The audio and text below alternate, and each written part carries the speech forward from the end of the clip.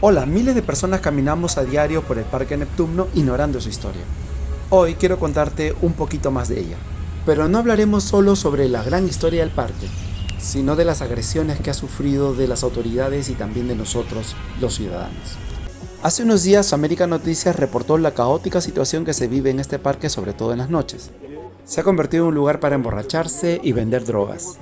Y todo esto ante la desidia de nuestras autoridades.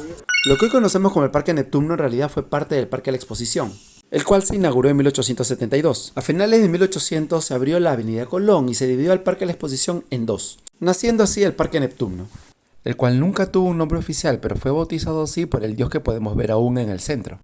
Como ves, el parque estaba adornado con unos arcos del triunfo maravillosos, lo cual nos hace recordar a esos arcos que aún existen en los parques de París, por ejemplo.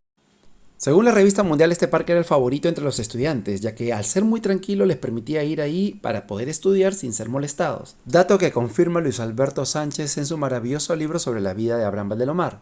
Sánchez nos cuenta que era el lugar favorito para los enamorados al tener mucha tranquilidad y sombra. También nos dice que Abraham Valdelomar venía mucho con sus amigos de Colónida a este parque para poder hablar sobre literatura, poesía, en un lugar tan idílico como este. En su libro La ciudad del río hablador, César Miró se refiere a este parque como el Parque de los Garifos, que hasta la mitad del siglo XX significaba el que no tiene trabajo, el que no tiene dinero o el misio. Es en 1944 que se publica este libro, y ya Miró lamenta el hecho de que se hayan podado los árboles, haciendo que el parque pierda toda su intimidad y que los arcos del triunfo estuviesen abandonados. En este libro Ernesto Asher cuenta de que se mandó a destruir el arco por su estado de desaseo, es decir, que en vez de hacerlo limpiar se cortó por lo sano, hacer desaparecer el arco.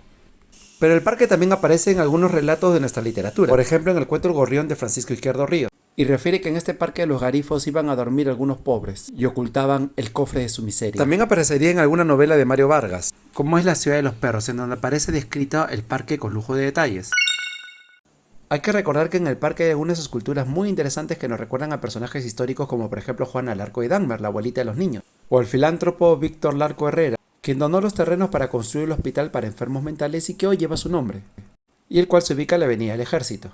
También está el monumento a Manuel Candamo, quien fue presidente de Perú entre 1903 y 1904. Esta escultura se inauguró en mayo de 1926. ¿Sabías que esta escultura reemplaza a una anterior inaugurada en septiembre de 1912? Del cual no queda nada, pues se le puso un dinamitazo el 3 de mayo de 1903. En este parque también se llevó a cabo la primera movilización netamente femenina de la historia obrera de Lima. Realizada el 23 de mayo de 1919, la marcha fue organizada por el Comité Femenino de Pro Abaratamiento de Subsistencias. Como ves, hay mucha historia, monumentos y bellezas en este parque, por lo que es una pena que se haya convertido en esto. Es un maltrato para el patrimonio, la historia y la belleza que guarda el lugar. Habría que preguntarse qué hacen las autoridades, pero sobre todo qué hacemos nosotros para cuidar nuestra historia y nuestro patrimonio. Sígueme para saber más sobre el arte e historia de Lima, o contáctame para recorridos privados.